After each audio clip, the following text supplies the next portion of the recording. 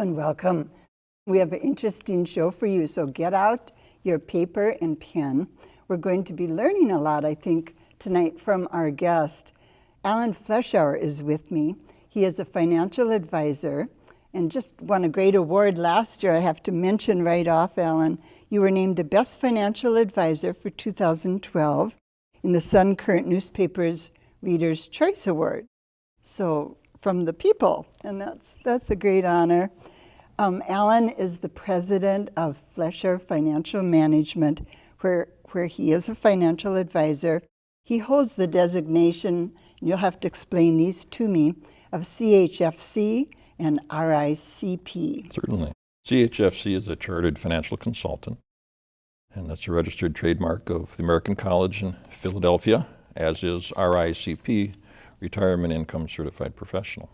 You said you were one of the first in the country to get the RICP. Happy to say that the RICP is a prestigious but new designation, and I am one of the first, I would say 500 in the nation. And well, congratulations. After many hours on my exercycle, listening to videos and taking tests. It keeps you growing, right? It does, and it helps in my retirement planning. Yes. Well, it seems like there's good news and bad news to me about retirement years. One, obviously we're living longer. And then the bad news, we don't have enough money, or most of us don't, for retirement. I read somewhere just recently that only 44% of people between 48 and 65, the boomer, pre-boomer group, have enough or feel they have enough. And the numbers don't look good. So that sounds scary to me, both for families and for our country. Well, the good news is we're living longer.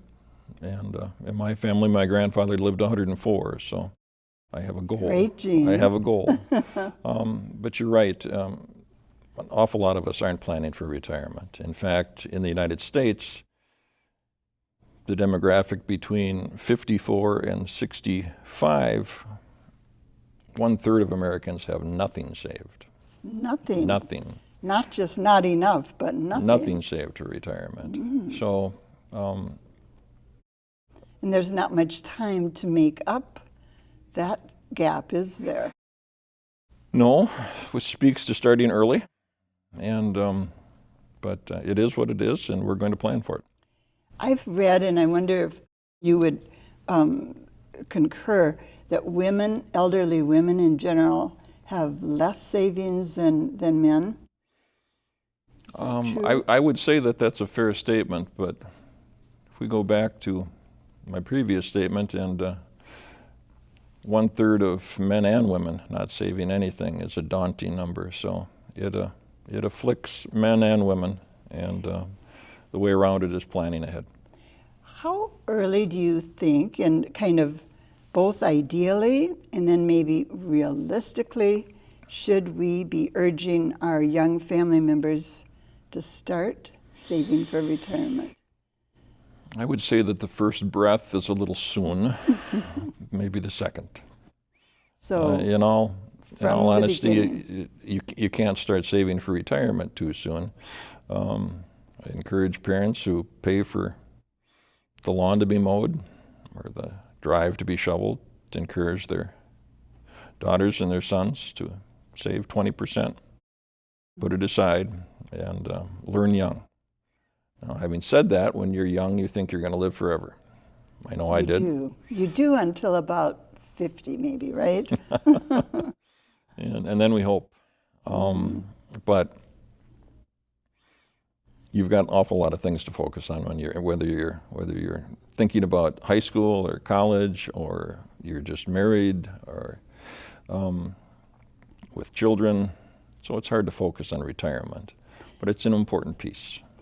I have a lot of friends at different age groups, and it seems that so many people who are in their 30s and 40s are saving, but they're saving for their kids' college expenses. And so if you were working with a family and they said, well, we are saving for college, how would you advise them to change that mindset? Well, I don't know that I would, and I don't think it's an either or decision.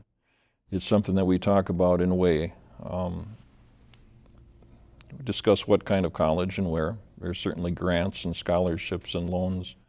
But it's really, as a financial advisor, what we try to do is meet our clients where they are and not impose our values on them. So if college is all important, then we try to meet them there. But you ignore retirement at your own peril. And so what we try to do is strike a balance. And some in the retirement pot, some in the college. Everyone is different, but that surely is a good strategy. And saving over the long period with especially if you can do it in tax-deferred savings accounts, whether it's a 401k or an IRA, it's a very powerful thing. It's more powerful the younger you start. So, do you have any numbers for us?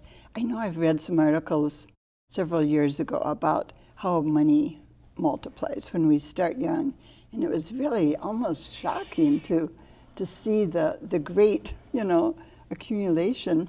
Do you have any examples? Well, in light of 2008, let's not use the examples that I grew up with. But needless to say that if you combine the compounding effect of whatever percentage you're able to save and accumulate, whether you're able to make 4% on your money or 6%, or and if you can at the same time defer taxes and not pay taxes on it, the simple mathematics of it is very powerful. So we urge people to look at starting early for retirement and college savings, and let the math work in your favor. So it really means, I guess, for most people, give up a little now for the future. Yeah, Don't get that extra nice car or get into a house that you can't pay for without doing some savings, right? Well, the numbers that you referred to, when you're younger, giving up that can of, when you and I were growing up, it was Coke. I guess today it might be Red Bull, and investing that money, whether it's an extra $1 or $2 a day, it's very powerful. So I'm not sure that you have to give up a nice car, although my first car was not a nice car. It was an old detective's car that I had repainted. But it's very powerful, and you want to start today. You want to start and set it up so that it's automatic. It comes out of your paycheck, so it doesn't hurt. That's a great idea. It really doesn't hurt much, does it, if you do it in that automatic way? It hurts a lot less, and if you're not thinking about it. And it's been said for years, pay yourself first. And I think that that's a good way to put it. Take a little out, put it aside.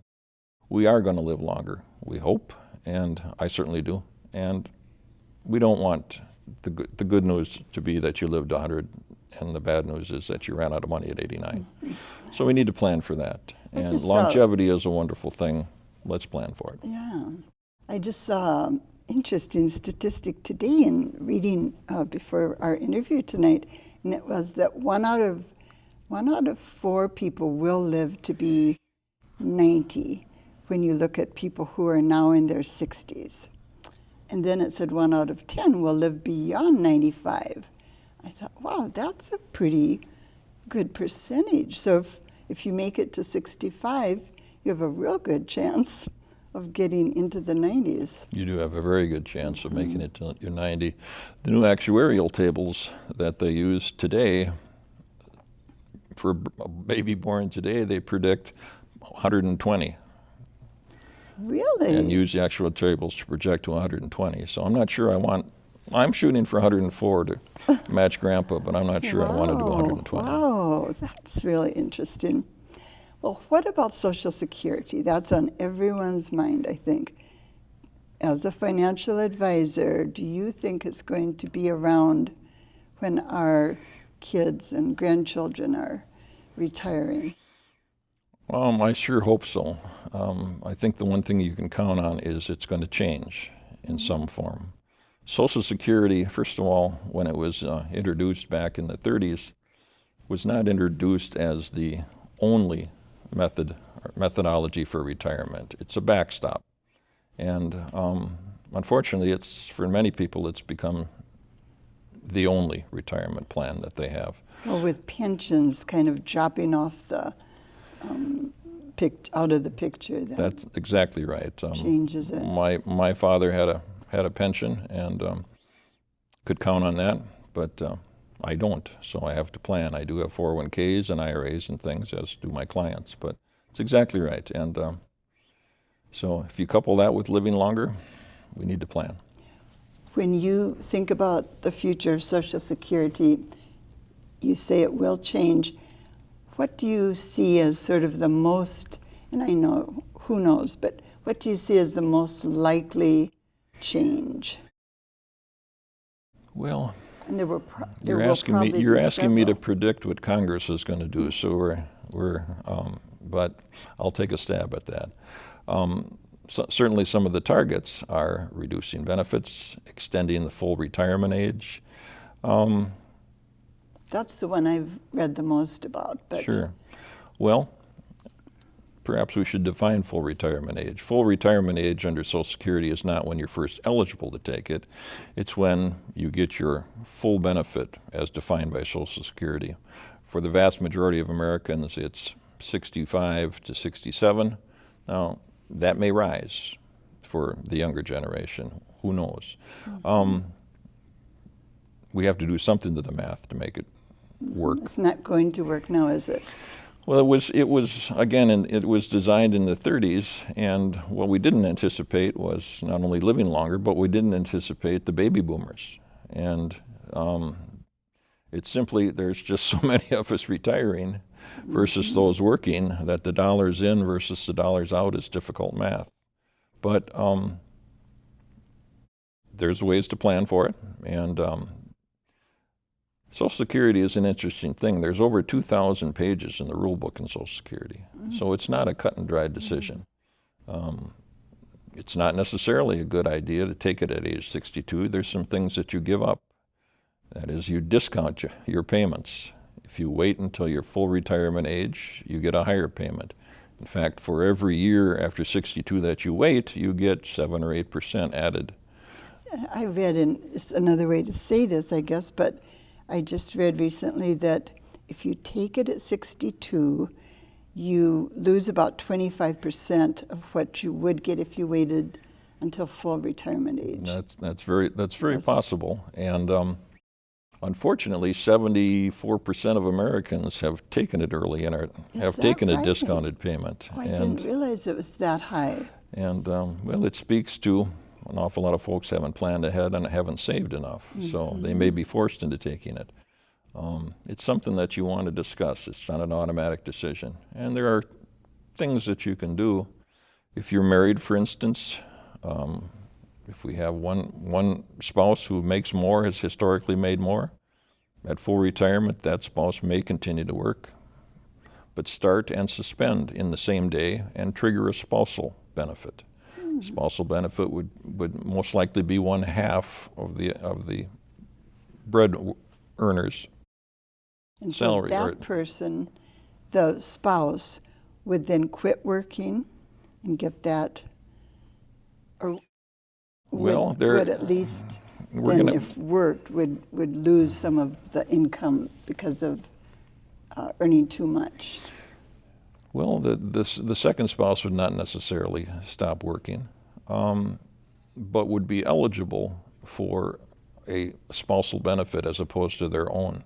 If they continued to work and continued to delay their own, theirs would also grow at 7 or 8% a year. Okay, and so it's again, I've heard a quote that there are 81 potential decisions when it comes to combinations, when it comes to Social Security and a married couple. I'm not sure if that's accurate. I'm not sure if it's low. There's lots of different combinations.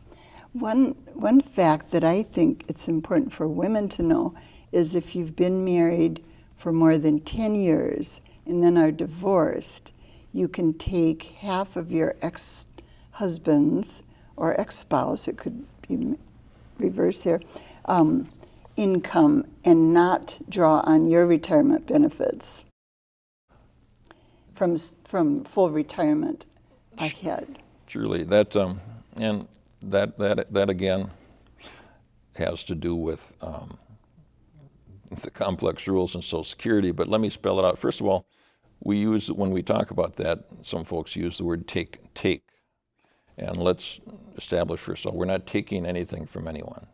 There are numbers that you are eligible, income, Social Security streams of income that you are eligible for at certain points in your life. And one little known fact is that if you were married, male or female, in the past, and the rule is if you were married for 10 years and have been divorced for 2, one of the numbers that you should look at is, when you are full retirement age, is potentially foregoing yours and letting it grow, and reaching out and letting Social Security pay you the equivalent of 1/2 of your ex-significant others.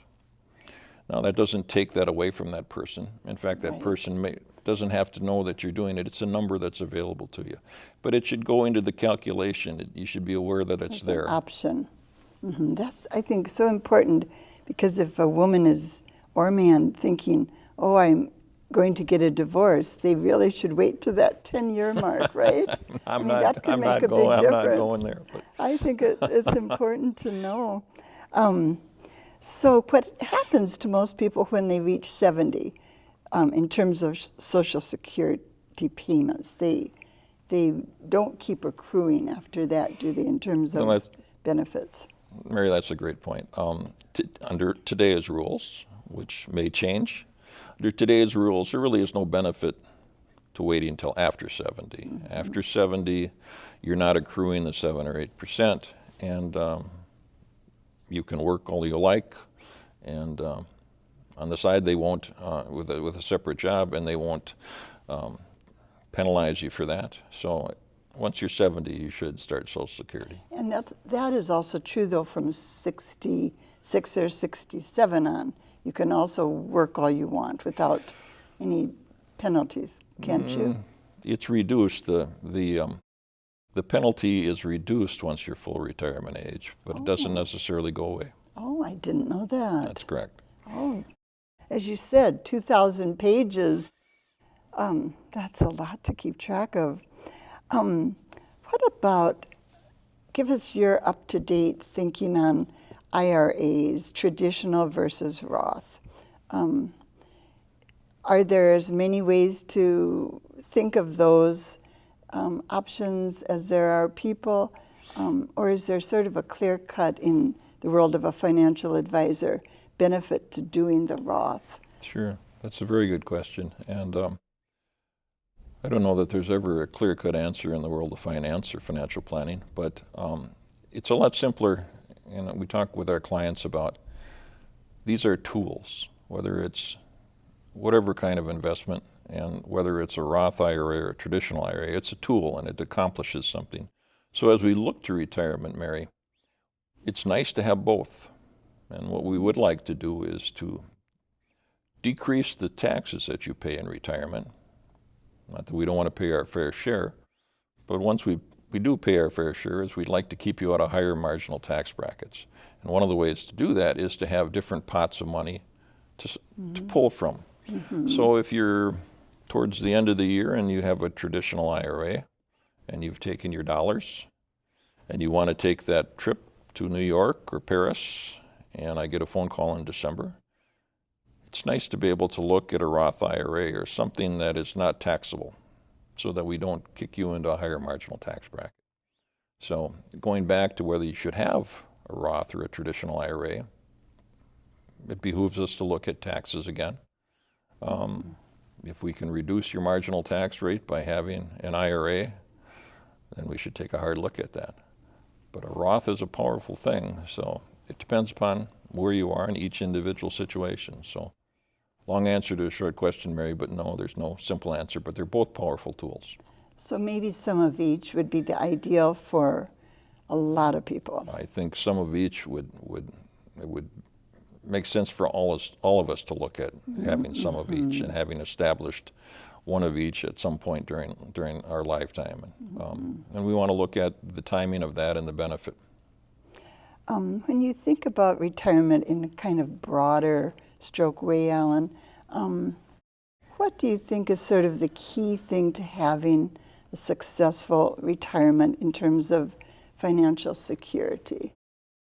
And maybe you have already said what is the key thing, but tell us again. Sure. Well, we might all think, and I think we grew up thinking it's having enough money exclusively. And the more people that I meet with, and those that are in retirement or getting close to retirement, money is very, very important, and having enough so that we can live as long as we like is very important. But I find an awful lot of folks, once they're there especially, it's the social interaction that they give up at work, the self-esteem that they didn't realize they got from work. Lots of different factors. The structure. The structure and the having purpose, sense of purpose, a sense of place. And it's something that we should think about. It's something that you should think about not when you're 64 or 65 or 63. It's something you should think about when you're 45 and plan ahead. Some of the happiest, most successful people that I've interviewed have kept working.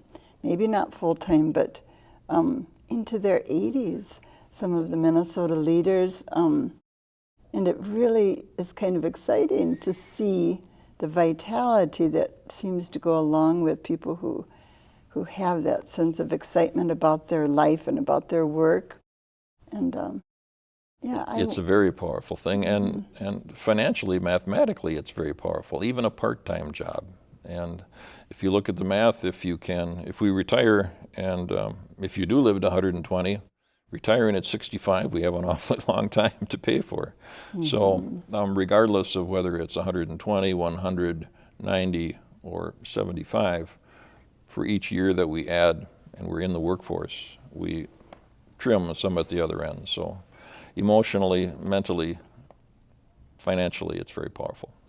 Someone wrote that a person or a couple should try to live on what they would earn or what they have in terms of income coming in without work for a year before they make any major decisions.